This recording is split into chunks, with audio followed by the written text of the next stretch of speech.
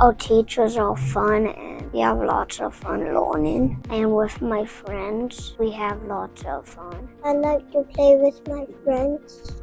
I feel like it's very warm and inviting, and I did a student placement here and I felt just like I belonged right away when I walked in the doors and started my placement. Now working here, it feels just the same. There's lots of fun things at school. What sets us apart from other schools would be that safe and caring environment. And when a kid walks into the school, there's somebody there greeting them and saying hello, good morning, or bonjour. It's very inclusive. I love that I can walk into any classroom and every kid knows who I am and I know who every kid is. There's just something really special about that. They are really nice. I think they give me a lot of courage to do new stuff and also to try new things. They are pretty fun and they enlighten my day. So it is very evident at St. John's School that all staff members care for the kids far beyond the scope of academics.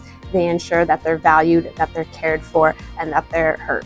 What I love most about working at St. John's School is the family environment that comes. Every day that I come to school, it's like I'm at home. I leave my physical home, but then I come to my home here with my family at St. John's School.